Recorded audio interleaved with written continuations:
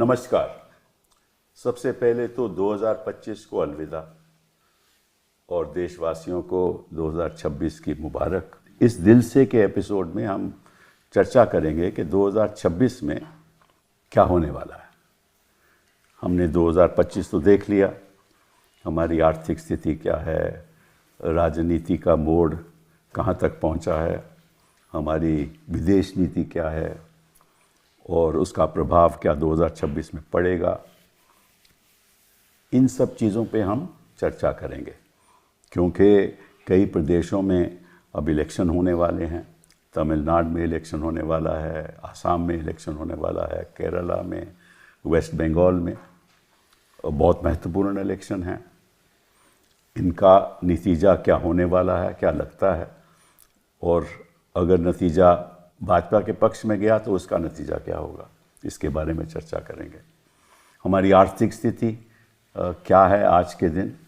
अभी तो ऐसा लगता है कि इंटरनेशनल मॉनेटरी फंड भी कहता है कि हमारा जो डेटा है, जो सरकार अपना डेटा आर्थिक स्थिति के बारे में देश के सामने रखती है, उसमें थोड़ा सा खोट भी है, ऐसा कहा जा रहा है, और रोज़गार की बहुत बड़ी प्रॉब्लम है।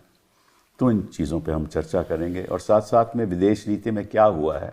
अब की बार ट्रंप सरकार, तो लगता नहीं है कि ट्रंप सरकार अब की बार हमारे पक्ष में है और उसका क्या प्रभाव होगा।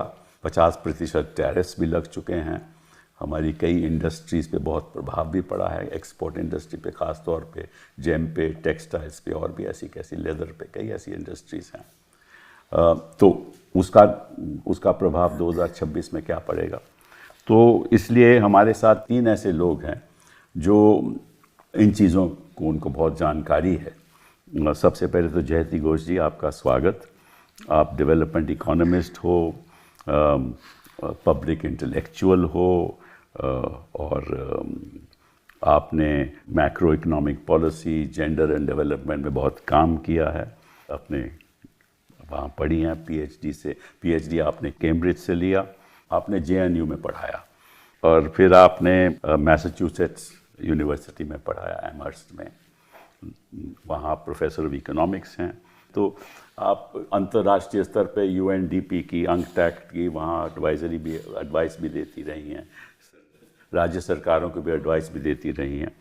तो और नेशनल नॉलेज कमीशन की आप मेंबर भी रही। न्यूज़पेपर में आपके आर्टिकल आते हैं तो हम बड़े गौर से देखते हैं उनको। बहुत बहुत धन्यवाद आपका आने का।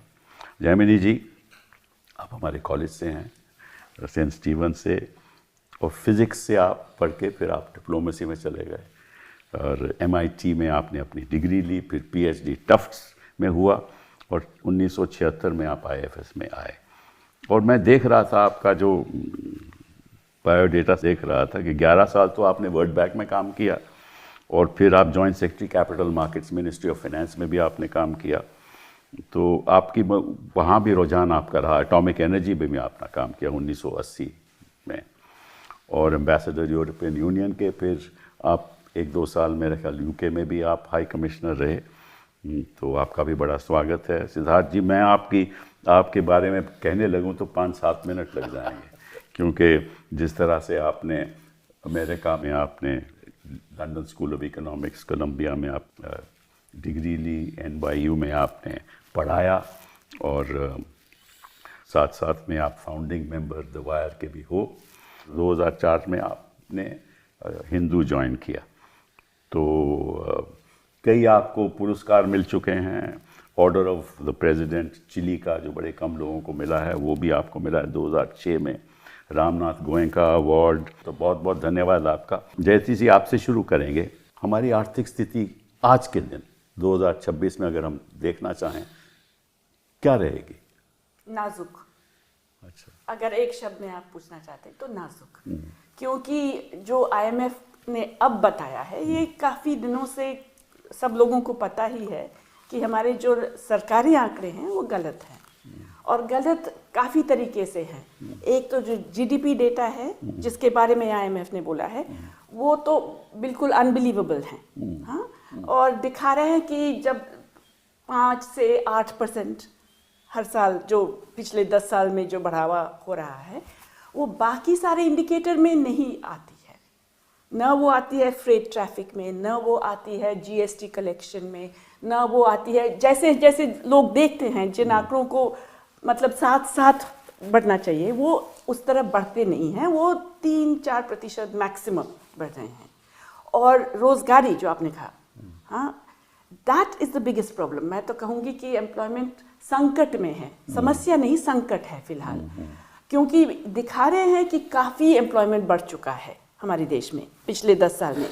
अगर आप गौर से देखें उसको, अगर अलग करके देखें कि क्या क्या है उसमें हिस्से, तो जो बढ़ावा हुआ है it is essentially women in unpaid work in family enterprises. जब ये कैलकुलेट करते हैं 6% कहते हैं ना, फास्टेस्ट ग्रोइंग इकोनॉमी है हम, तो किस आधार पे कैलकुलेट करते हैं? क्योंकि इनके अनऑर्गेनाइज्ड सेक्टर में तो इनका पास डेटा है ही नहीं। नहीं, बिल्कुल नहीं है। लास्ट हमारा सर्वे हुआ था अनऑर्गेनाइज्ड सेक्टर की 2004 में, जहां पे उन्होंने उस एस्टिमेट को लेके अब कह रहे हैं कि जो फॉर्मल सेक्टर की डेटा है उसी हिसाब से अनऑर्गेनाइज्ड इनफॉर्मल सेक्टर भी उतना ही बढ़ रहा है, इक्वल जो हम सब जानते हैं कि बिल्कुल बकवास है, क्योंकि बीच में हो गया नोटबंदी। कितने प्रतिशत लोग अनऑर्गेनाइज्ड सेक्टर में हैं?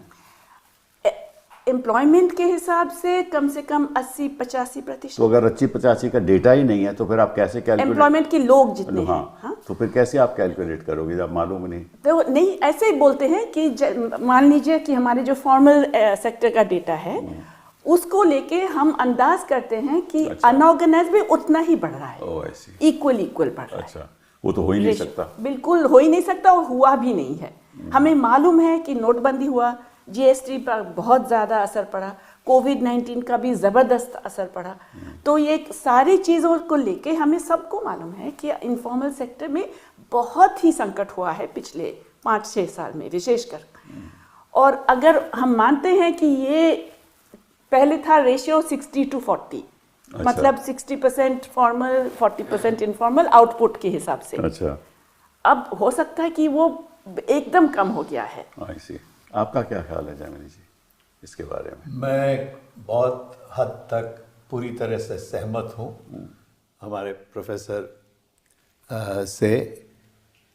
ये आंकड़े ठीक नहीं लगते हैं, पर कुछ चीज़ें हुई हैं पिछले 10-11 साल इस सरकार के दौरान। जैसे सड़कें बनी हैं, काफ़ी सड़कें बनी हैं, ये तो मानना पड़ेगा। वो बात अलग है कि ये फास्टैग वगैरह में सड़कें बनाने में तो आजकल काफ़ी मैकेनाइजेशन हो गया बिल्कुल, है, बिल्कुल वहाँ एम्प्लॉयमेंट पे भी असर पड़ता है ना। बिल्कुल ठीक, पर उसके आसपास वो तो गलत बात है कि बहुत दुकानें खुल गई, तो आपका जो असर होना चाहिए था, यानी कि ट्रैफिक को और जल्दी जाना चाहिए था, कुछ हद तक कुछ प्रांतों में वो नहीं हुआ है। मैं सिर्फ एक उदाहरण के हिसाब से कह रहा हूँ सड़कों के बारे में। ये एक ठीक चीज़ है। वो आपको याद होगा अटल बिहारी वाजपेयी के समय में गोल्डन क्वाड्रिलेटरल की बात हुई थी। ऐसा नहीं है कि इस सरकार से शुरू हुआ है, उसके बाद यूपीए सरकार ने भी काफ़ी आगे काम बढ़ाया था। आपके ख्याल से 2026 में हमारी आर्थिक स्थिति देखा जाए तो 2025 में क्या थी, और क्या इसमें कोई बढ़ोतरी आएगी, क्या इसमें कोई बदलाव आएगा आपके हिसाब से? मेरे हिसाब से अंतर्राष्ट्रीय क्षेत्र को देखते हुए आपको पता ही है ट्रंप ने क्या टैरिफ लगा रखे हैं। वो अगर उसमें बदलाव होगा तो कुछ फ़ायदा होगा टेक्सटाइल वालों को, क्योंकि आईटी और फार्मास्यूटिकल पे वो 50% का टैरिफ नहीं है अभी तक। अब उल्टा कुछ हो जाए तो कल पता नहीं। ये मैं, क्योंकि ट्रेड की बात नहीं हुई, अंतर्राष्ट्रीय व्यापार की बात नहीं हुई, तो इसलिए मैंने जिक्र किया। तो वहाँ पे कुछ अगर तब्दीलियाँ हो जाएं और ये टैरिफ कम हो जाएं तो जो पिछड़े हुए वर्ग हैं, जो हाथ से काम करते हैं सिलाई का वगैरह, उनको थोड़ा फ़ायदा होगा 26 में। और बाकी मैं क्या कह सकता हूँ, वो जो प्रक्रिया है सरकार की, ये स्कीम वो स्कीम, 25 चीज़ें, फिर बड़ा मुश्किल हो जाता है पता लगाना क्या हुआ, क्यों हुआ, कैसे हुआ। क्योंकि जो सरकारी आंकड़े हैं उसमें जैसे आपने बताया अभी पूरी तरह से विश्वास करना मुश्किल है। अब ABC ग्रेड दे दिया IMF ने, पर अगर आप उसको ठीक तरह पढ़ेंगे, C ग्रेड ऐसा नहीं है कि बहुत ही जैसे D ग्रेड स्कूल में फेलिंग ग्रेड होता है, तो बहुत सारे देशों को C ग्रेड मिलता है, वो बात नहीं है। पर यह बात ज़रूर है कि हमें थोड़ी सी शक है, क्योंकि आप सिर्फ हमें ही नहीं, किसी भी जाने माने इकोनॉमिस्ट को पूछिए, वो सब लोग थोड़ा सा जिसको कहते हैं ना असंतुष्ट हैं। सरकार के रवैया से कि पता नहीं चल रहा देश में क्या हो रहा है। तो मैं आपसे पूछना चाहता हूँ कि जो ग्लोबल इकोनॉमी है उसमें भी मैं समझता हूँ, मैं गलत भी हो सकता हूँ, कि उसमें भी वो भी कमती ग्रोथ रेट उसका कम होगा आने वाले वर्षों में, ऐसा लग रहा है मुझे। हो सकता और अगर है। वो कम होगा तो निश्चित रूप से भारत पे ऊपर बड़ा बड़ा प्रभाव पड़ेगा। बड़े बड़े इकोनॉमी हैं यूएसए और चीन, हाँ, ये दो बड़े इकोनॉमी है। ईयू भी एक बड़ा इकोनॉमी है। सारे देश इकट्ठे लेके ईयू में उनके प्रॉब्लम, उनकी समस्याएं हैं। लोग वृद्ध होते जा रहे हैं, उतने बच्चे नहीं हो रहे हैं। यूएस का तो कुछ पता ही नहीं, ट्रम्प जी आज कुछ कहेंगे कल कुछ और करेंगे, परसों कुछ और करेंगे, तो इसलिए उसमें अनसर्टनिटी है। एक चीज़ जो बहुत जिक्र जिसका हुआ है, लोगों ने टेलीविज़न पे इंटरनेट पे पढ़ा होगा, है आर्टिफिशियल इंटेलिजेंस। वो ये दो शब्द ही अजीब है, आर्टिफिशियल इंटेलिजेंस। तो इंटेलिजेंस तो ठोस होना चाहिए, आर्टिफिशियल नहीं होना चाहिए। कई लोगों का कहना है कि ये बहुत क्या कहते हैं, पैसे खींच रहा है, इन्वेस्टमेंट बहुत हो रहा है, उस मात्रे में उसका रिटर्न होगा कि नहीं। मैं एक चीज़ ले रहा हूँ जो बहुत सारी देशों में बात जिसकी हो रही है, हमारे देश में भी, तो वहाँ तो अमेरिका और चाइना कहीं कहीं आगे है, हमसे आगे है, पर उसका प्रभाव जैसे आपको पता ही है, कोई भी टेक्नोलॉजी बहुत आगे बढ़ता है तो धीरे धीरे बाकी देश भी उसका फ़ायदा लेते हैं। तो हमारे देश में भी होगा, क्योंकि आईटी के एरिया में बाकी क्षेत्रों से छोड़कर हम थोड़ा बहुत आगे बढ़े हुए हैं। उतना पीछे नहीं पड़े हुए जैसे कि गाड़ी बनाने में है। तो सर्विस इंडस्ट्री हुई, हाँ, जर्मनी तो जी, वो उसमें आईटी, हमको कोई हमारे कोई ऐसे कॉन्सेप्ट्स नहीं हैं जिससे हम, देखिए हम तो सर्विस करते हैं, जो बाहर के जो लोग हैं उनका प्रॉपर्टी उनकी है और सर्विस हम करते हैं, वो आईटी सेक्टर है। बिल्कुल आप ठीक कह रहे हैं। और हाँ, बिल्कुल बिल्कुल। और एम्प्लॉयमेंट में उसका कोई खास फर्क नहीं होता है। पर मैं कहता हूँ अगर उसमें क्रैश हुआ किसी हिसाब से, तो उसका मैं अब क्या बोलूँगा, अंग्रेजी में बोलूँगा, उसके रिवर्बरेटिंग, यानी एआई की वजह से क्रैश होगा। नहीं होगा कि नहीं, अगर मुझे पक्का पता होगा। होता तो मैं वो सारे स्टॉक्स बेच डालता आज और बहुत पैसे बनाता। पर आपको पता है ये बताना मुश्किल है, पर उसका जो असर होगा बाकी क्षेत्रों में भी होगा। सिद्धार्थ जी, आपसे मैं एक बुनियादी बात पूछना चाहता हूँ। हम अपनी इकोनॉमी की बात करते हैं कि हमारा जो सर्विस सेक्टर है वो लगभग ग्रोथ में उसका जो हिस्सा है वो लगभग 60% है, हाँ, और जो मैन्युफैक्चरिंग सेक्टर है उसका हिस्सा कहते थे 25% होना चाहिए प्रतिशत, लेकिन वो नीचे गिर के 12-13% आ गया है, हाँ, और एग्रीकल्चर भी उतना बड़ा नहीं है। तो अगर इस स्थिति में एम्प्लॉयमेंट तो जनरेट हो ही नहीं सकती। सबसे चौंकाने वाली बात यह है कि मोदी साहब जब आए 2014 में, तो एक बहुत बड़ा उनका स्लोगन जो लोग अभी भी याद करते हैं, make in India. Make in India का मतलब ये था कि जिस कमज़ोरी की ओर आप इशारा कर रहे हो कि भाई मैन्युफैक्चरिंग हिंदुस्तान में उस मात्रा में नहीं हो रहा है, और जब तक चीज़ों का प्रोडक्शन हिंदुस्तान में उस स्केल पे नहीं होता, तो जाहिर है कि जो रोज़गारी का जो सवाल है वो आप उसको सॉल्व नहीं कर पाओगे। आंकड़े आप बता चुके हैं कि भाई 10-11 साल का जो रिकॉर्ड है उसमें शायद मैन्युफैक्चरिंग का स्तर गिर चुका है। हाँ, बिल्कुल। और जयती जी और जैमिनी जी ने आंकड़ों के बारे में बात किया। जनरली सरकारी जो दावे हैं ग्रोथ के बारे में, उनका मानना है कि ये ज़्यादा विश्वसनीय नहीं है कि जो डेटा पॉइंट्स है। और मैं समझता हूँ कि अगर हम प्राइवेट कंपनीज की ओर देखें ज़रा गौर से, तो एक मार्केट इकोनॉमी में क्या होना चाहिए। मार्केट इकोनॉमी का जो इंजन है, जो मोटर है, जो टिपिकल जो फ्री मार्केट कैपिटलिस्ट इकोनॉमी है, कि भाई जो आपके कंपनीज हैं वो निवेश करते हैं, निवेश के ज़रिए जो है उत्पादन होता है, बिक्री होती है और उससे उनका मुनाफा बनता है। सही बात। यहाँ पे वो नहीं हो रहा है। जो प्राइवेट कंपनीज हैं वो इन्वेस्ट नहीं कर रहे हैं। अच्छा, ट्रेडिशनल टेक्स्ट बुक थियरी में निवेश अगर प्राइवेट कंपनी नहीं कर रहा है तो सरकारी ओर से होगा या विदेशी पूंजी जो है आपके यहाँ।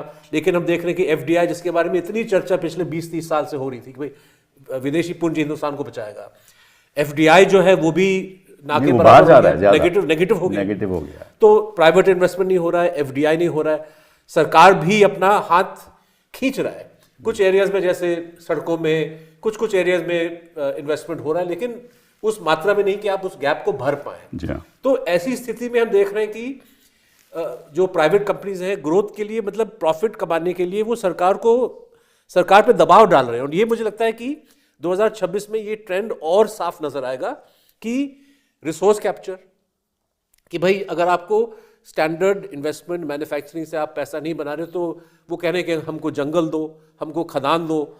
इसलिए आप देख रहे हैं कि हर सूबे में कोर्ट का भी इसमें हाथ है, रेगुलेशंस को आप कमज़ोर करें ताकि रिसोर्स कैप्चर और आसानी से हो। फिर रेगुलेटरी कैप्चर, मतलब कि किसी भी मार्केट इकोनॉमी में अलग अलग जो आपके सेक्टर्स हैं उसमें रेगुलेशन होता है कि भाई प्राइस कितनी होनी चाहिए, मोनोपोली ना हो। उन रेगुलेटरी बॉडीज़ को कमज़ोर किया जा रहा है, उस पर जो है वो बड़े सरमायादारों का कब्जा हो रहा है। और रेंट सीकिंग, कि भाई आपने जो जिस रिसोर्स पे आप बैठ चुके हो या किस इंडस्ट्री पे आप हो, आप देख रहे हो किस तरीके से सरकार के साथ सांठगांठ बना के मैं मैक्सिमम अपना प्रॉफिट कमा पाऊँ।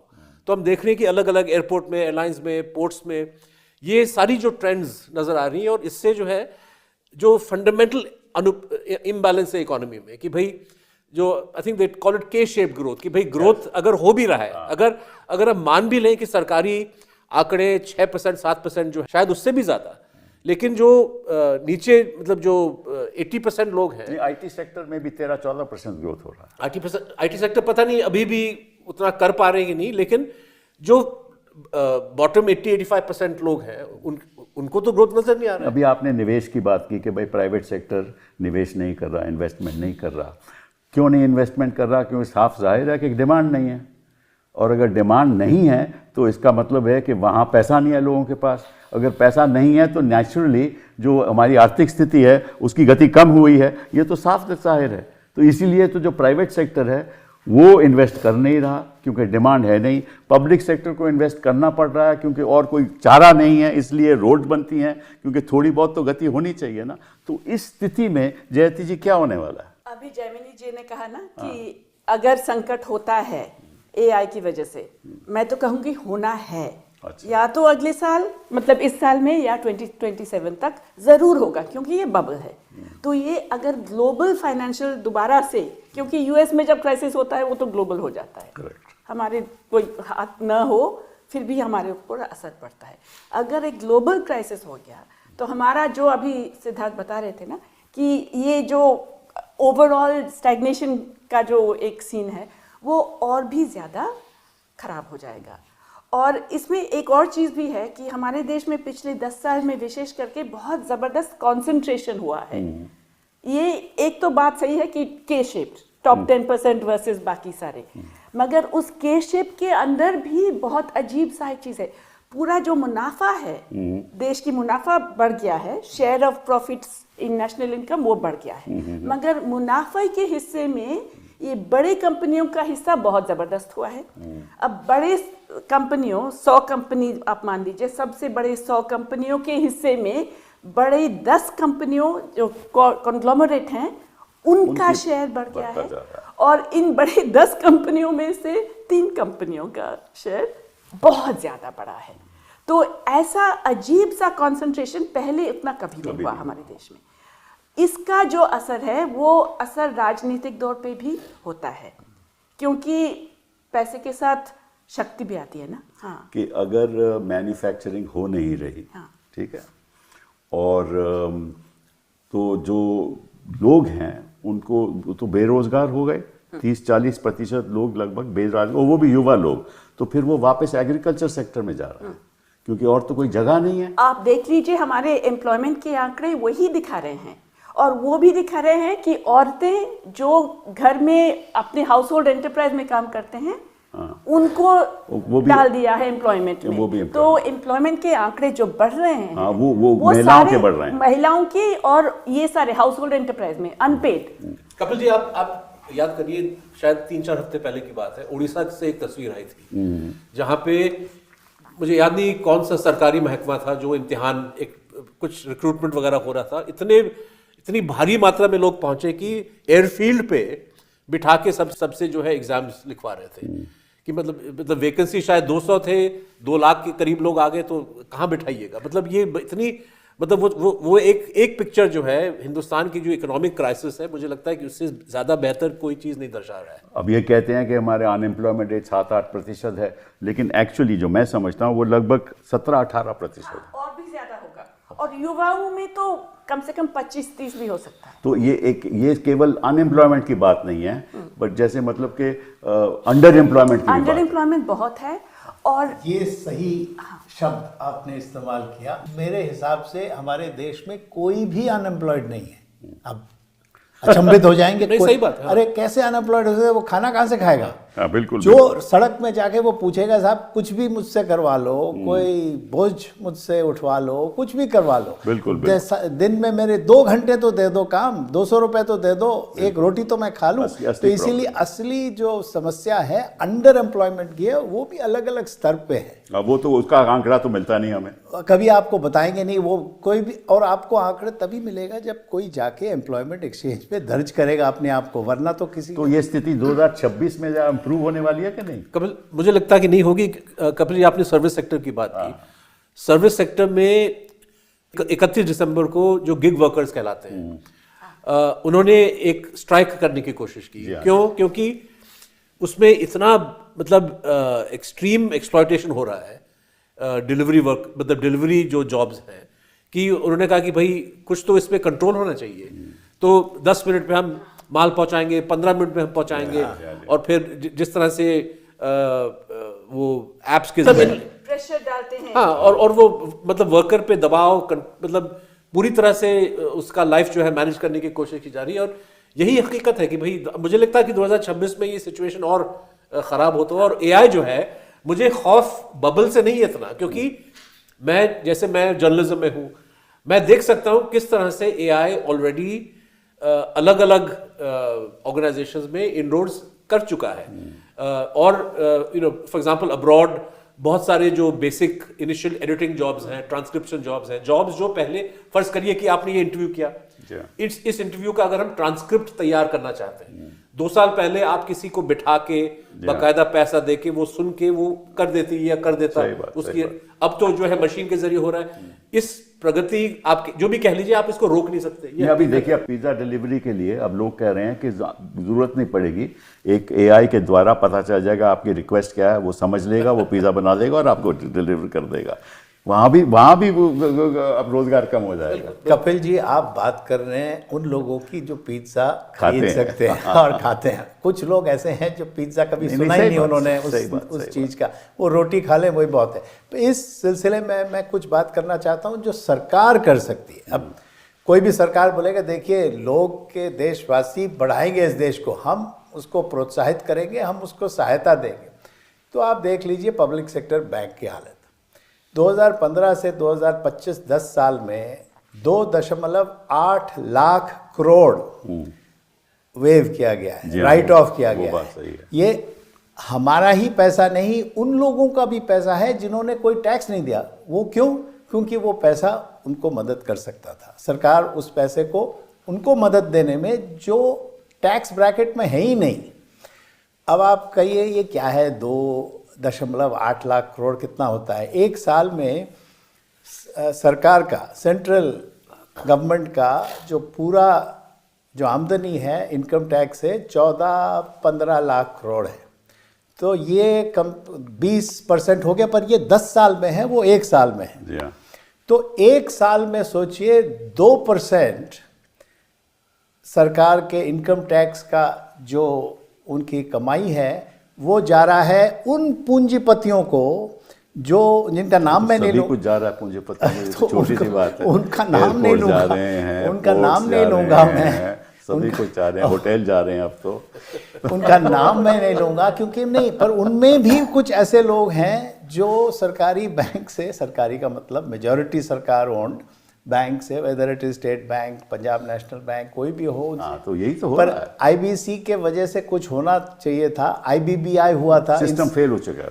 वो जजेस नहीं अपॉइंट करते एनसीएलटी में, किसको अपॉइंट करते हैं? Retired IAS officers, retired officers. अरे भाई कोई ढंग के लोग लीजिए। अब ढंग के लोग तो सारे गुजरात से आते हैं।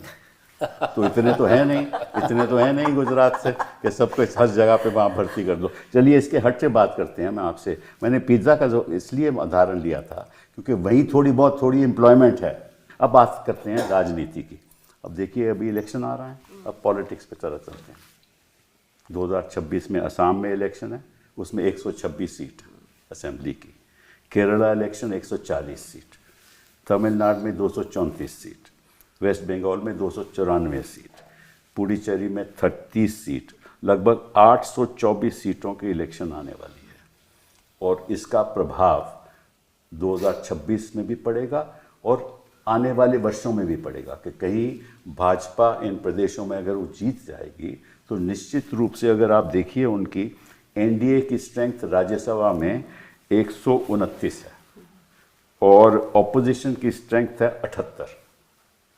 अगर ये आंकड़ा बदल गया, क्योंकि 2/3 तो उनके पास लोकसभा में नहीं है, अगर 2/3 यहाँ आ गया और 2029 में इलेक्शन में फिर ये जीत गए तो फिर तो कॉन्स्टिट्यूशन बदलेगा, फिर तो कॉन्स्टिट्यूशन बदली जाएगी।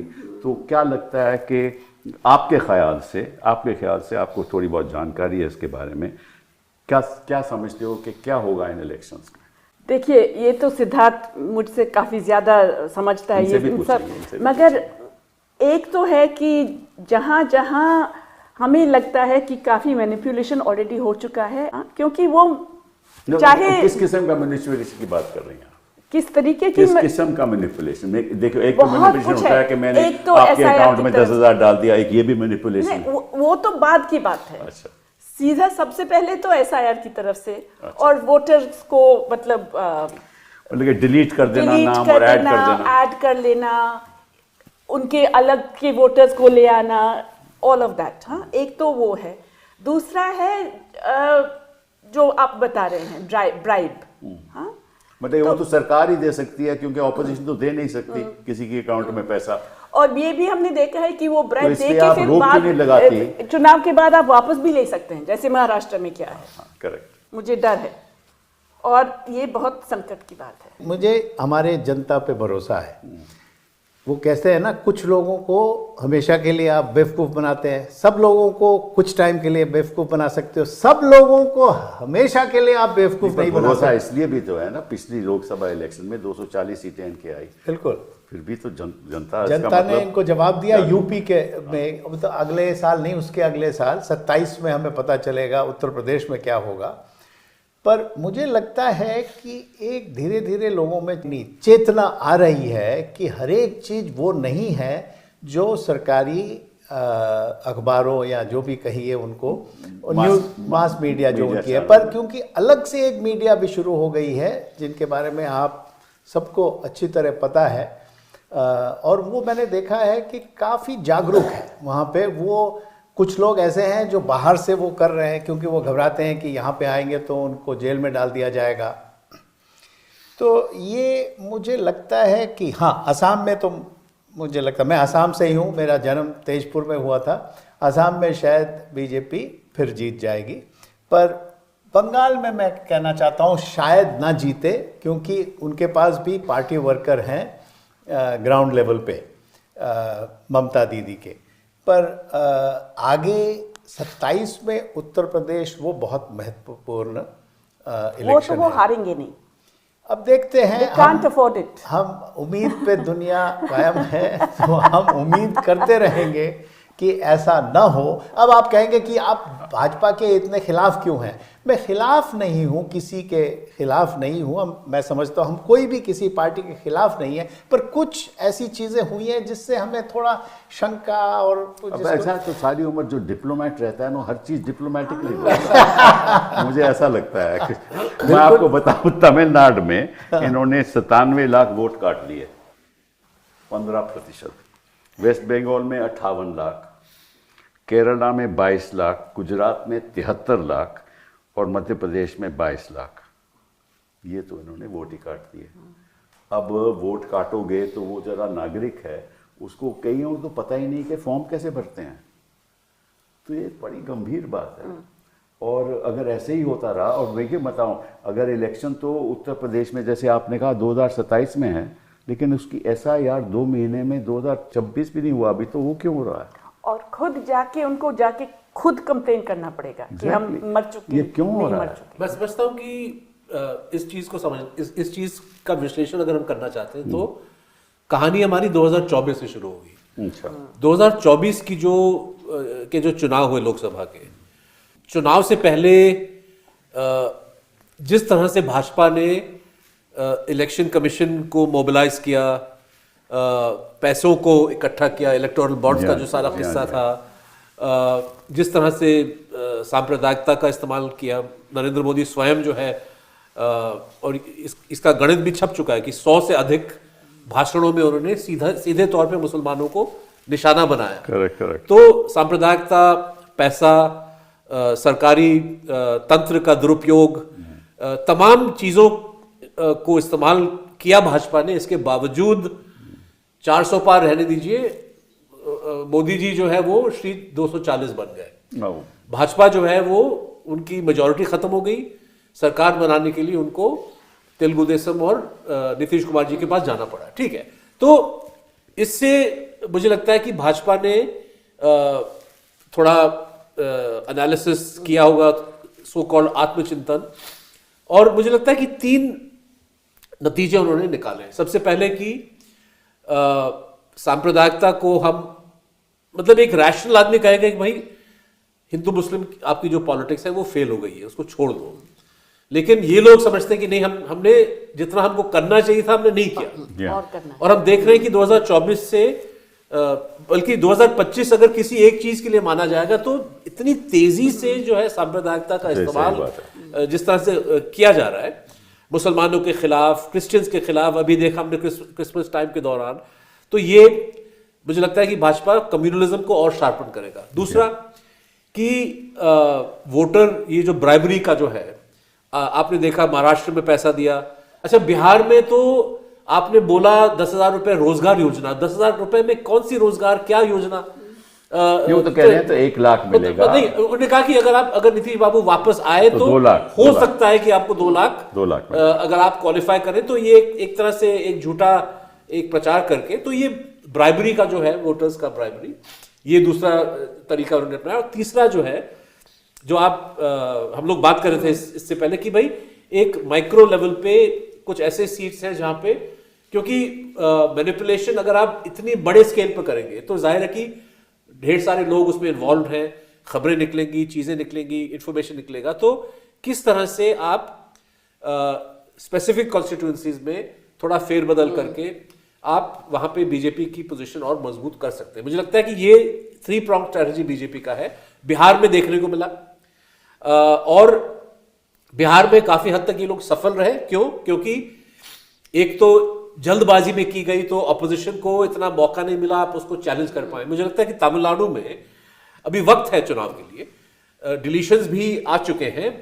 डीएमके या जो वहां की जो अलायंस है, पीडीए जो बोलते हैं, मतलब वो कमजोर नहीं है किसी भी हद, मतलब वो अपने कार्डर को इस्तेमाल करें और ये इंश्योर करें कि भाई जो जेन्युइन वोटर हैं जिनके नाम हटा दिए गए हैं, आप उनके नाम दोबारा आप वोटर लिस्ट में शामिल करें। बंगाल में भी यही हो सकता है। तृणमूल कांग्रेस जो है उसके ग्रासरूट वर्कर हैं। मुझे लगता है कि इस चीज को काउंटर करने के लिए एसआईआर का जो एक नेगेटिव रूट है, डीएमके कर सकता है, तृणमूल कर सकता है, केरल में भी जो है मुझे लगता है कि यूएफ, एलएफ, एलडीएफ के जो लोग हैं वो उसको कर सकते हैं। असम में कहना मुश्किल है क्योंकि वहां पे एक डबल इफेक्ट ये है कि हिंदुस्तान के जो सारे जो प्रदेश हैं, डिलिमिटेशन जो प्रोसेस है वो सिर्फ और सिर्फ जम्मू कश्मीर और असम में हुआ है। और वहां पे मुझे लगता है कि सीटों का जो की जो रीड बाउंड्रीज, लकीरें जो खींची गई है वो इस लॉजिक से खींचेगी ताकि भाजपा और आसानी से जीत जाए। लेकिन उसका भी कुछ पत्रकारों का कहना है असम में कि भाई AUDF जो मुस्लिम पार्टी है उसको कमजोर करने के लिए कुछ रीड्रॉइंग किया गया, लेकिन हो सकता है कि उसका फायदा कांग्रेस को मिल सकता है। कपिल जी, मैं आपसे एक चीज पूछना चाहता हूँ।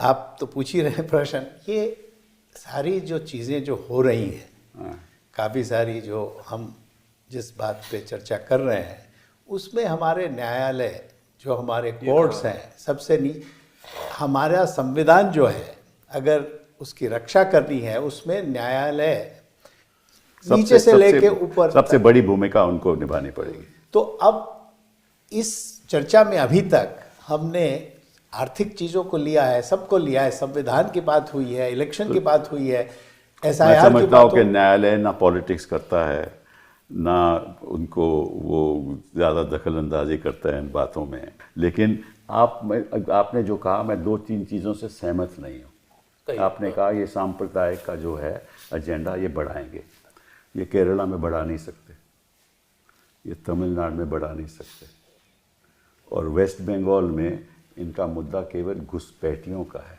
नहीं, देखिए, बंगाल में जो सो कॉल्ड घुसपैठिए का जो एजेंडा है वो तो वो उसकी सियासत मुसलमानों को ही निशाना बनाने वाला है। करेक्ट। असम में वो तो शुरू से ही मुद्दा था, और असम में इनको ज़्यादा नुकसान होगा क्योंकि जो 19 लाख लोग जो जिनको कहते हैं कि बाहर से घुसपैठी आए हैं, उनमें से 12 लाख तो हिंदू हैं, तो वहाँ भी इनको नुकसान होगा। मेरा इशारा सिर्फ इन मैं कह रहा था कि ये जो overall नॉर्थ strategy इंडिया में की बात चलेगा, ये साउथ इंडिया में चल नहीं लेकिन सकता मेरे हिसाब से। कोशिश जारी है। जैसे मदुरई में देख लीजिए कि कहीं से भी जो है इशू उठा के, ये दीपक का जो इशू उन्होंने उठा लिया है, मतलब पूरी कोशिश की जा रही है कि आप हिंदू मुस्लिम करें, हिंदू क्रिश्चियन करें, लेकिन वो मुझे लगता है कि केरल में, तमिलनाडु में देखिए भाजपा ने जीता है एक मेयर का इलेक्शन जीता है, वो मतलब कि अब उसको आप बढ़ावा ना दो। पहले हम सोच भी नहीं सकते थे। नहीं, वो ठीक है, वो तिरुवनंतपुरम में जीता है केवल। लेकिन मैं कहूँगा कि क्योंकि सिर्फ भाजपा ही वहाँ पे इशू नहीं है, डीएमके का जो चुनाव हो, तमिलनाडु का जो चुनाव है, वो बेहद दिलचस्प एक और कारण से होने वाला है कि वहाँ पे विजय फैक्टर है। तो जो विजय जो अभिनेता, वो अलग बात है, मैं तो उससे भी सांप्रदाय की बात कर रहा हूँ। मतलब कि विजय जो है, सारी जो रिपोर्ट्स आ रही है वहाँ से, वो तेजी से अपना बेस बना रहा है। जो मतदाता है वो बहुत समझदार है, उसको मालूम है कि विजय को वोट देगा तो वो जीतेगा नहीं, इसलिए बेटर है कि मैं डीएम को ही दूं या किसी और को दूं। तो ये मुझे लगता है कि नहीं भाई, आपसे बड़ी इंटरेस्टिंग बात मैं पूछना चाहता हूँ। इन्होंने इलेक्ट्रल बॉन्ड की बात की, अभी इन्होंने क्या किया है कि वही कंपनियां, बड़े बड़े जो उद्योगपति हैं, वो ट्रस्ट को पैसा देते हैं, और ट्रस्ट का पैसा, वही पैसा जो पहले इलेक्ट्रल बॉन्ड के द्वारा भाजपा को जाता था, वो अब ट्रस्ट के द्वारा जा रहा है। तो वो तो स्कीम तो वैसे असंवैधानिक कही गई। तो आपका क्या ख्याल है इसके बारे में? असंवैधानिक तो है ही। जैसे ही जैमिनी जी ने कहा, आई मीन फ्रैंकली द जजेस हैव फेल्ड अस, सीधी सी बात है, क्योंकि इस पे बहुत ज़बरदस्त और एक जजमेंट होना चाहिए था जिसमें किसी तरीके से अनोनिमस डोनेशन ना हो सके। और ये तो एनोनिमस डोनेशन नहीं है ना, अब एक ट्रस्ट की तरफ से है ना। ट्रस्ट की तरफ से हो गया, मतलब कि रास्ता अलग हो गया, मतलब कि आपने बाईपास ले लिया, आप सीधी तरीके से नहीं गए, एग्जैक्टली बाईपास ले लिया। तो but you can adjust for that ना। तो फिर अगर किसी पार्टी के पास 6,800 करोड़ ऐसा आ जाए, और बाकी जो कैश मनी है वो तो हम देखते ही हैं, तो ऑपोजिशन कैसे लड़ पाएगी? और उसका संज्ञान कौन करेगा? ना तो इलेक्शन कमीशन करती है, ना अदालतें करती हैं। तो ये क्या हमारा लोकतंत्र इस तरीके से इस जगह पे पहुंच गया है कि जिसके पास पैसा है उसी के पास वोट जाएगा? तो आप ये तो बहुत गंभीर बात है, वही तो मैंने वो कहा। राजनीति के लिए बहुत ही इसके बारे में तो अम्बेडकर जी ने शायद 1950 या 51 में चेतावनी दी ना कि भाई इकोनॉमिक डेमोक्रेसी जब तक आप नहीं सोशल एंड लाओगे, इकोनॉमिक, तब तक जो है पॉलिटिकल डेमोक्रेसी आप उसको कायम नहीं कर पाओगे, बरकरार नहीं रख पाओगे। तो ये तो बढ़ावा दे रहे हैं। नहीं, देखिए और भी चीजें हैं ना।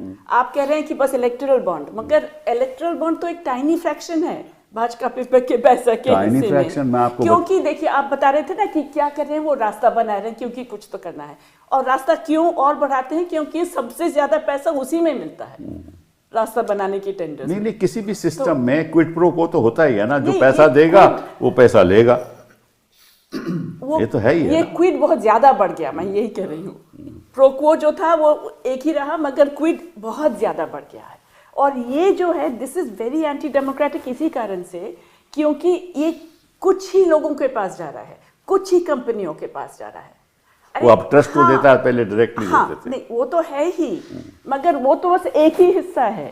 अब आप देखिए जो हमारे 3 सबसे बड़ा कंग्लोमरेट हैं, उनके पास जो पैसा है और उस पैसा को वो कहाँ देते हैं, कैसे देते हैं और क्यों देते हैं, उसको पहले देखना चाहिए। क्योंकि कौन देखेगा? तो इलेक्शन कमीशन को देखना चाहिए सबसे पहले। तो वही तो वही तो। हाँ, तो इलेक्शन कमीशन क्या कॉम्प्रोमाइज हो गया सारे अरे सिस्टम? ये कोई पूरी पूछने तरह की से। बात है? पूरी तरह से ये सहमत, सभी ये सहमत आप हैं। पूछ कैसे सकते हैं? नहीं मैं पूछ इसलिए रहा हूँ, नहीं, मैं पर आप लोग तीनों लोगों की राय किस ले रहा हूँ। तरीके से आप इलेक्शन कमीशन के मेंबर को चुनते हैं? ऐसा तो नहीं होना चाहिए कि कल तक आप IAS ऑफिसर थे, रिटायरमेंट के एक दिन बाद आप इलेक्शन कमिश्नर बन गए। कोई ना कोई तरीका लेकिन होना- जैमिनी जी, ताज्जुब की बात यह है कि इलेक्शन कमीशन का जो सिस्टम है ये पिछले 70 साल से इसी तरह से, मतलब कि एग्जीक्यूटिव के हाथ में चयन पहले भी करने था, का पहले पूरा भी। अधिकार हमेशा से रहा है, ठीक है।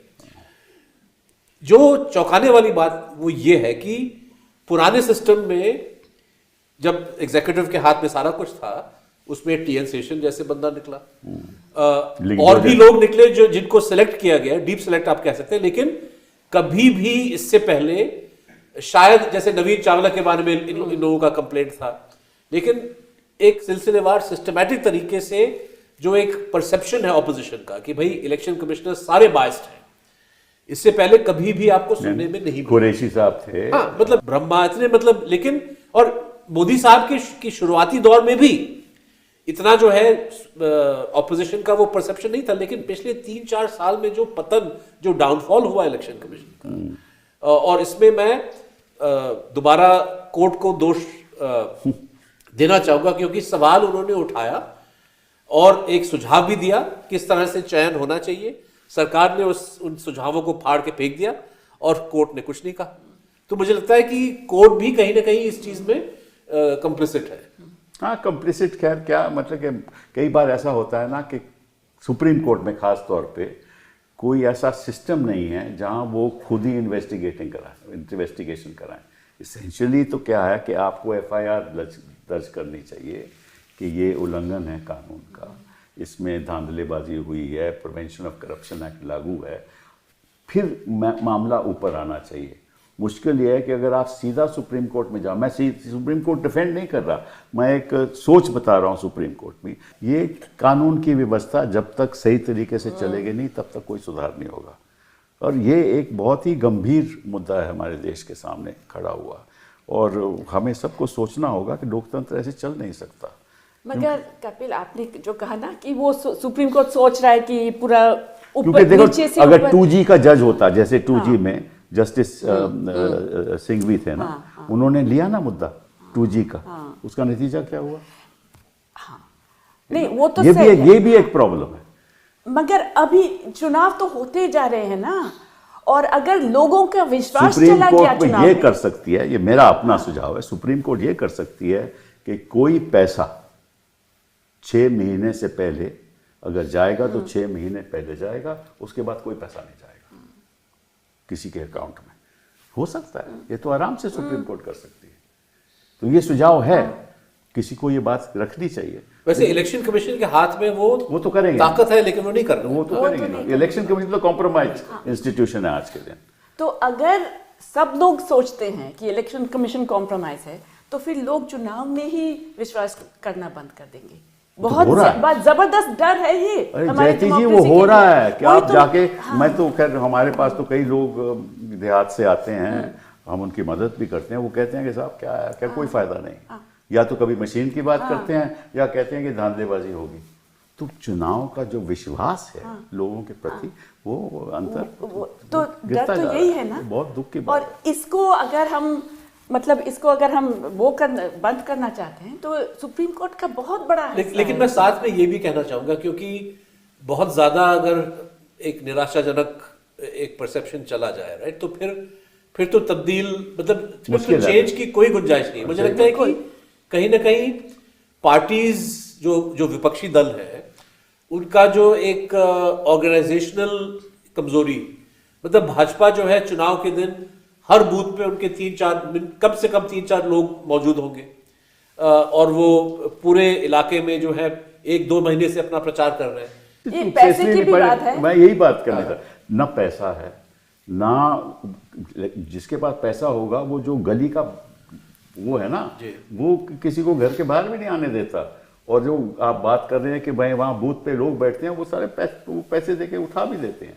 कई चीजें ऐसी होती हैं जो चुनाव में आपको मालूम नहीं, हमने तो चुनाव लड़े हुए हैं। मैं विचारधारा की बात कर रहा हूँ कि अगर कांग्रेस पार्टी में वो कुव्वत, वो कैपेसिटी होती है, एक आइडियोलॉजिकल स्ट्रेंथ होता है कि आप लोगों को बगैर पैसा दिए आप मोबिलाइज कर रहे हैं। ये भी एक बात उत्साहित कर सकते हैं, जैसे हमारे कम्युनिस्ट पार्टीज एक जमाने में करते थे। बिल्कुल ठीक कह रहे हैं आप। जो ज़मीर जो चीज़ होती है, उर्दू का एक लफ्ज़ है, इसका कोई वो नहीं है, ट्रांसलेशन नहीं है। 2024 में बीजेपी को शिकस्त खानी पड़ी, यही तो मैं कह रहा हुआ, था, मतलब उसका इन द सेंस जवाब कि है। थोड़ा और अगर वो पार्टीज पुश करते, थोड़ा और उसमें उनमें अनुशासन होता, थोड़ा और उसमें मजबूती होती। 240 में कितनी वोटें ऐसे, कितने सीटें ऐसे जीते गई इन चीजों की वजह से, ये भी आप सोचिए कि ये एक्चुअली रिजल्ट 240 नहीं था। हाँ, मैं ये भी मानती हूँ, ये भी मैं fact भी है। मानती हूँ। लेकिन चलिए, हमने आर्थिक बात कर ली, राजनीतिक बात कर ली, आप विदेश के बारे में थोड़ी बात शुरू करें। तो विदेश में आपको लगता है कि हिंदुस्तान की स्थिति आज के दिन, मुझे ऐसा लगता है कि हम आइसोलेटेड हैं, क्या आप उससे सहमत हो? बिल्कुल। मैं पिछले महीने G20 के मीटिंग में हासिल हुई थी, क्योंकि हमारा एक कमिटी था ऑन इनइक्वालिटी, तो वहाँ पे हमारा रिपोर्ट प्रेजेंट करना पड़ा। और मुझे बहुत अजीब सा लगा वहाँ पे कि G20 में ही, और बहुत सारे और देशों को बुलाया गया, 48 कंट्रीज़ के सारे जो लीडर्स थे सब थे, India was really isolated even in that relatively small group. UN में तो पूछिए ही मत, G77 भी जो मतलब नेता हैं जो न्यूयॉर्क में आते हैं, वो इंडिया को, उनको लगता ही है कि इंडिया पे भरोसा नहीं है। तो बहुत दुख की बात है। आप तो फॉरेन सर्विस में रह चुके हैं, आपको थोड़ा ज़्यादा पहले हम जानकारी है। अपने पड़ोसियों के बारे में बात करें, क्योंकि वो तो नेबरहुड फर्स्ट हमारी पॉलिसी थी। पड़ोसी के बगैर फर्स्ट एनिमीज। आप सोचिए बांग्लादेश के अब क्या हो रहा है। मुझे तो समझ में नहीं आया कि आपने सारे अंडे आपने शेख हसीना के चोली में क्यों डाल दिए। वो गलत बात थी। 2019 के जो इलेक्शन हुए थे वो ठीक नहीं थे, बीएनपी ने बॉयकॉट किया था, आपने कुछ नहीं कहा था। नेपाल में जो हो रहा है अब सबको पता है। म्यांमार में चलो हमने कहा और कुछ नहीं कर सकते, ये आर्मी वालों के साथ ही बना के रहेंगे। चीन के साथ जो है सो है। तो आपका जो नेबरहुड है, एक भूटान बचा हुआ हमारा दोस्त अमेरिका तो बड़ा अच्छा दोस्त है ना। वो आपको पता ही है 50% हमारे ऊपर टैरिफ लगे हुए हैं। तो वो दोस्ती कोई होती नहीं है फॉरेन पॉलिसी में। मैं आपको बताता हूँ, इंटरेस्ट होते हैं। यानी कि आपका जो उद्देश्य है वो निजी है और देश के पक्ष में है। कोई किसी का मित्र या दुश्मन नहीं है। आज मित्र है कल दुश्मन होगा, आज दुश्मन था कल मित्र हो सकता है। तो इसीलिए आपको, हमने काफ़ी देर तक बात की आर्थिक, तो अपनी आर्थिक समर्थता आपको बढ़ानी है और उसी से लोग इम्प्रेस होते हैं, उसी से लोग आपसे बातचीत करना चाहते हैं। जो आसपास के हमारे पड़ोसी हैं, अब मैंने बांग्लादेश का जिक्र किया 2026 में, क्योंकि हम 2026 की बात कर रहे हैं आज, इसी में गंगा वाटर्स का जो है शेयरिंग विथ बांग्लादेश होगा। ये बहुत बड़ा मुद्दा है। अब इसको टेक्निकल हिसाब से देखना पड़ेगा कि हमारे जो खेतीबाड़ी के लोग हैं, जो किसान लोग हैं और उनके किसान लोग हैं, मेरे हिसाब से आपको इसको फिर से बढ़ाना चाहिए। ये सरकार तो आसानी से कर सकती है, तो ये भी अगर थोड़ा दूरदर्शिता दिखाएं इसमें। ये तो आपने नेबरहुड की बात कर ली, और जो वहाँ अंतर्राष्ट्रीय स्तर पे हमारी क्या अंतर्राष्ट्रीय स्तर पे EU वगैरह में कुछ हद तक मैं समझता हूँ ये जो ट्रेड एग्रीमेंट नहीं हो पा रहा है, क्योंकि वहाँ के जो यूरोपियन पार्लियामेंट के लोग हैं वो bye European standards left of centre हैं, वो कम्युनिस्ट नहीं हैं, वो थोड़े आउटस्पोकन हैं, लिबरल हैं जिसको कहते हैं। तो वो हमारे देश के स्थिति को देख के वो खुश तो है ही नहीं, नाराज़ हैं। ये जो हमारे माइनॉरिटीज़ के खिलाफ इधर उधर हो जाता है, काफ़ी कुछ हो जाता है। यूरोपियन पार्लियामेंट में तो एक मूव हुआ था, काफ़ी बात, इसीलिए मैंने उसका जिक्र किया।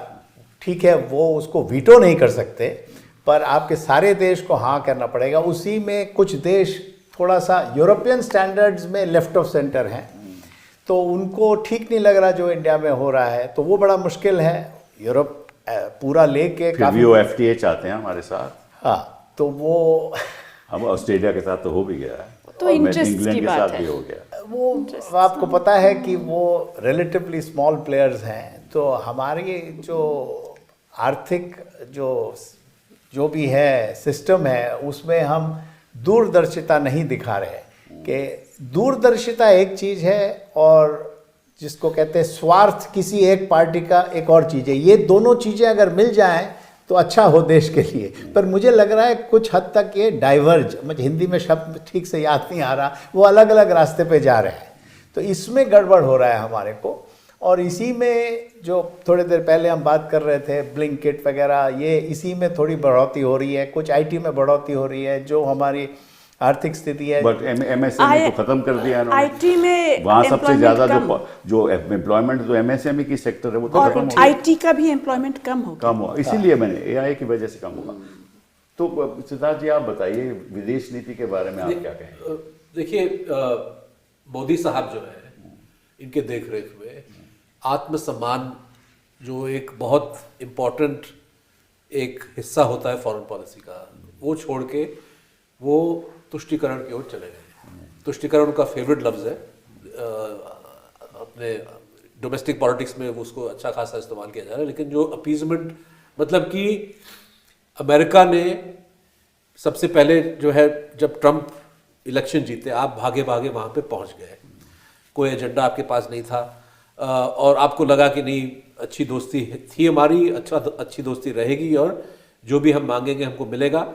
लेकिन उसके बाद जो है जल्दी से जल्दी हमने देखा कि सबसे पहले आपके जो नागरिक हैं वहाँ पे, जो वहाँ पे जो माइग्रेट कर गए, हो सकता है कि कागज़ उनके पास नहीं थे, उनको जलील करके वापस भेजा गया। हमने इस चीज़ को स्वीकार किया, इसके बारे में कुछ बोला नहीं। फिर ऑपरेशन सिंदूर के चलते जिस तरह से अमेरिका ने अलग अलग क्लेम्स किए, उसको जो है मोदी साहब नकार नहीं पाए। 50% जब टैरिफ पड़ा, आप ब्राज़ील या चीन तो खैर बहुत बड़ा एक इकोनॉमी है, ब्राज़ील कोई इतना बड़ा नहीं है, लेकिन इंडिया के साथ आप कंपेयर कर सकते हो। उनका रिएक्शन और हमारे रिएक्शन आप देखिए।